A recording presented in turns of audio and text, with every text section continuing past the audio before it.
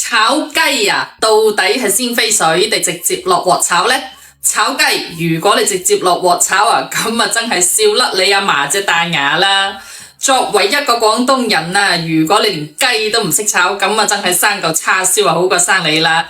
好多老友啊都中意食雞㗎噃，今日啊我就教大家整返一道我哋酒樓啊炒到鑊底都穿晒窿嘅一個炒雞，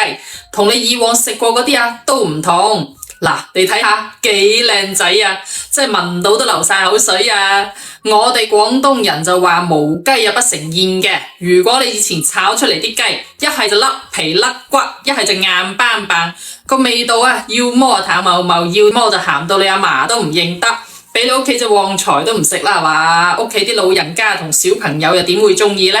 我哋屋企從我阿爺嗰代開始一直開餐館噶啦，做到我呢一代差唔多有成50幾年啦，僅此一間，從來冇開過其他分店，手藝不外傳嘅。我哋呢間小小嘅餐館當地都好出名噶啦。今日呢，我就以廣東大廚50幾年嘅一個炒雞經驗，將呢個配方就免費分享俾大家，等你喺屋企都可以整到鹹香適中，嫩滑又好食嘅一個炒雞嗱，想唔想食呢？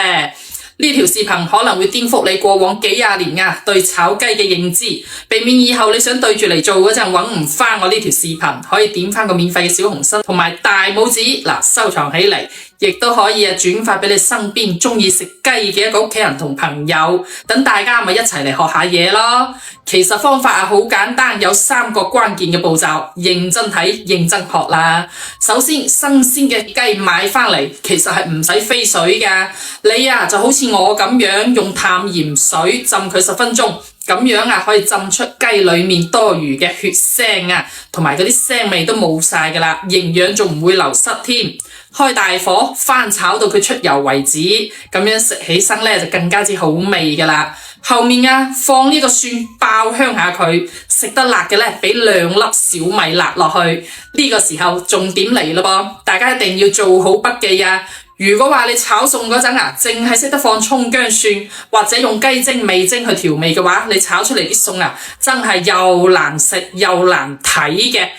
炒餸嘅時候你淨係需要放一樣嘢啫，唔理你炒乜嘢都好，都可以色香味俱全嘅。唔理你係炒豆腐茄子肉